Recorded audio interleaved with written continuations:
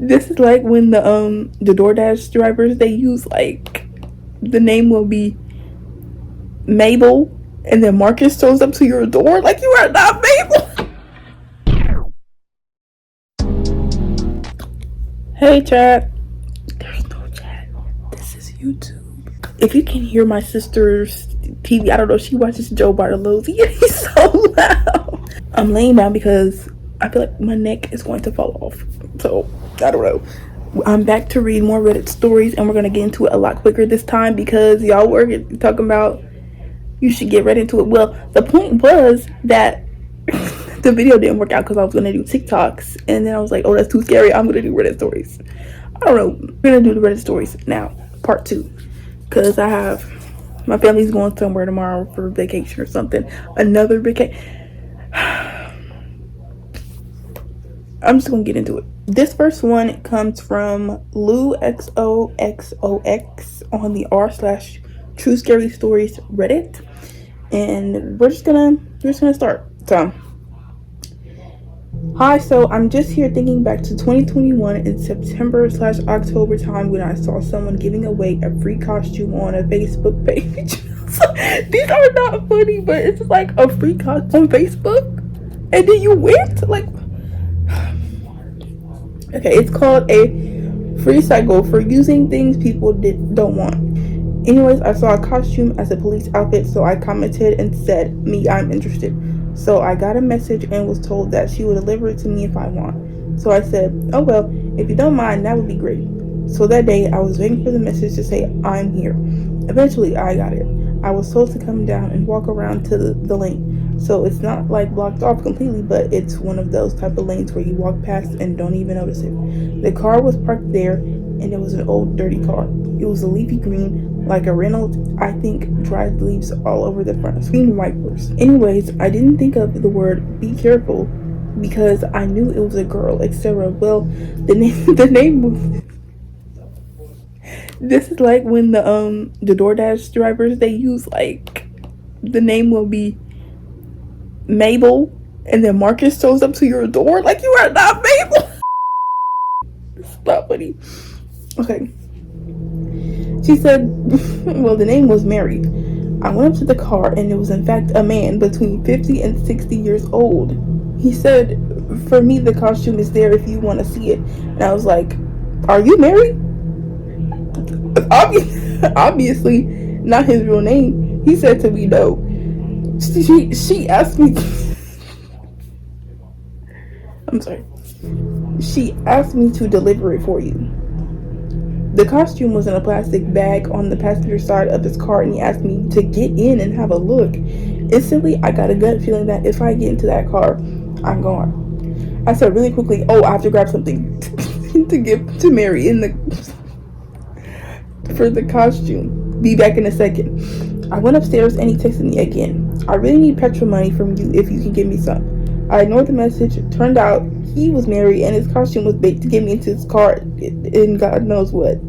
To think that I could have been most likely taken if I didn't listen to my gut feeling. I was 21 at the time. Girl, you were almost abducted. That was not no Mary. That was Mason, and he was trying to get you. See, that's, you know what, never mind. What did y'all think about that one? It was just like, yeah, you kind of were almost abducted, but it's glad that you got away. The comments say this is a very creepy and unique story. So let's see. This is the strangest review I've ever read during lockdown. r/True Scary Stories by Mother Perception 3 days ago. Strange. like it's the blue and then strange up there.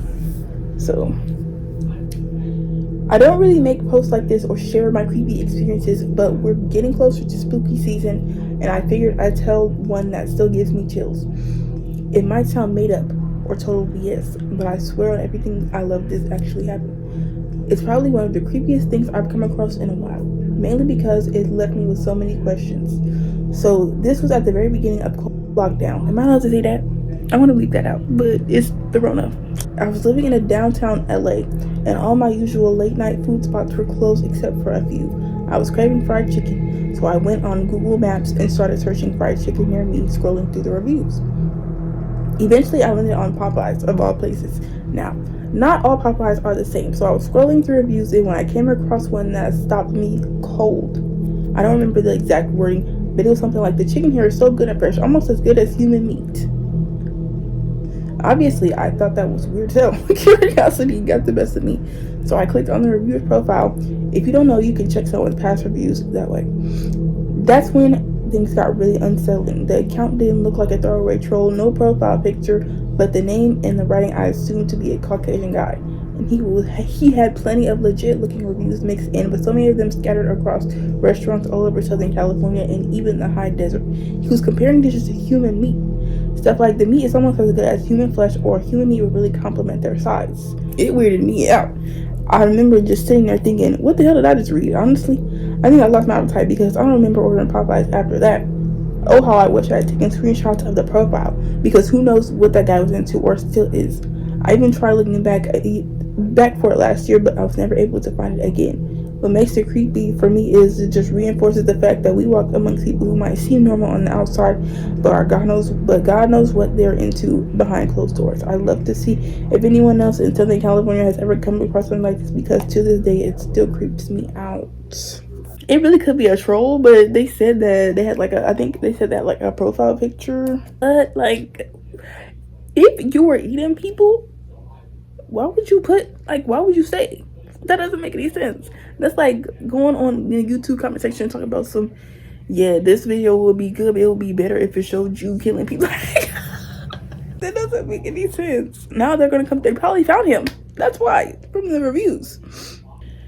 As per usual, none of these have been that scary to me. It was probably just because I'm reading them, but I don't know. Hopefully y'all find them interesting. This is the last one, and it's kind of longer than the ones that I've been doing, so maybe we can have the best for last. Okay? I hope me laying down is like comfortable for you guys. If it's like a sleepover or something, I don't know. Y'all know what subreddit this is, but this comes from flat-vegetable 9028, and it says, the scariest nights of my life. So here we go. July 14th, 1992. Sorry. I remember the date because it was the night the world went black. Literally, I was working the graveyard shift as a security guard at a clothes factory in Cuyahoga, in Ohio. Ooh. The entire factory was shut down for vacation, meaning it was completely empty. My job was simple: to sit in my car in the parking lot and ensure no one entered the building. I wasn't allowed inside, which meant my car was my only post, my only shelter. The air had been heavy all evening, but no one expected it would hit us. To pass the time, I had the radio on low. Turned to the Major League Baseball All-Star game from Jack Murphy Stadium. The comforting thwack of bat on ball, the roar of the crowd, the announcer's smooth voice. It was a small piece of normalcy in the quiet, isolated factory. A thunderstorm rolled in with a sudden violent fury. One moment, the rhythmic hum of the factory's distant generators was my only company. The next, the world outside exploded. Rain lashed against the windows, and the wind howled like a banshee. Suddenly, the baseball game was interrupted by the jarring, urgent tone of the emergency alert system. A robotic voice cut through the static. Tornado warning. Seek shelter immediately. A jolt of terror went through me. Then, with a definitive thunk, the power went out. Inside the sprawling, silent factory, the emergency lights kicked on, casting an unsettling, glowing red like embers in a dying furnace, barely visible through the sheets of the rain and the momentary flashes of lightning. It was like looking into the eyes of a dormant beast. Outside, though, the darkness was absolute. The parking lot lights, usually a beacon, were dead, swallowed by the storm. I peered into the pitch-black abyss, unable to see more than a few feet in front of me. That's when it hit. A terrifying splintering crash that sent a tremor through the pavement and up into my seat. The sound, impossibly loud, seemed to hang in the air, its echo stretching into an agonizing eternity even as the storm raged. It was close, too close. My heart hammered amongst my ribs. I had to know what happened. I had to get out. Fumbling for the ignition, I started my Ford Escort, its engine coughing to life. A small fragile island of noise in the howling chaos. I edged the car forward, my headlights cutting twin beams into the pitch-black void of the curvy driveway. The rain was a solid wall, making every foot of progress feel like driving blind. Then, the beam caught it. Filling the entire exit, sprawling like a monstrous broken limb, was a giant oak tree. its colossal trunk ripped from the earth.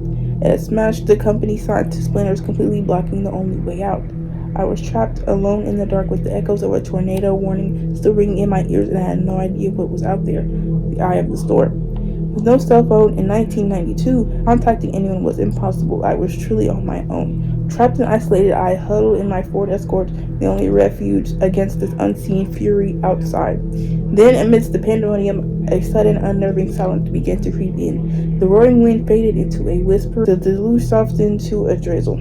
A strange, deceptive calm settled over the factory, like the world was holding its breath against my better judgment, a desperate need to understand the chaos, to see the extent of damage. Pulled me from the relative safety of my car. I opened the door and stepped onto the strange, humid stillness. I couldn't see much of the lingering darkness, just the vague outlines of debris and the looming factory. But before I could fully survey the destruction, the storm resumed with a vengeance. It didn't roll back in, it exploded around me. The wind shrieked instantly, tearing at my clothes. Rain turned from drops to a solid, icy sheet, blinding me.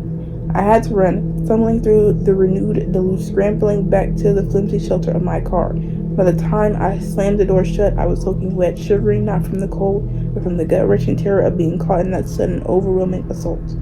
The wind was physical force, shaking my Ford Escort violently. It felt like a giant hand was pushing against the roof, threatening to roll over the car. Then, adding to the nightmare, a tree branch was blown directly under my car. It lodged there, scraping and scratching against the undercarriage with an eerie rhythmic sound that grated on my nerves. The rain intensified, a relentless downpour that turned the windshield into a blurred, opaque wall. I couldn't see anything.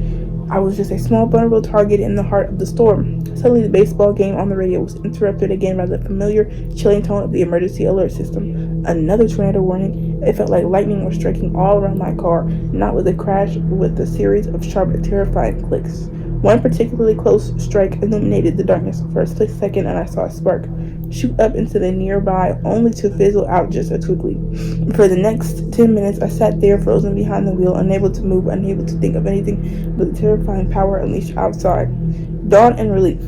Then, just as abruptly as it had arrived, the storm completely stopped.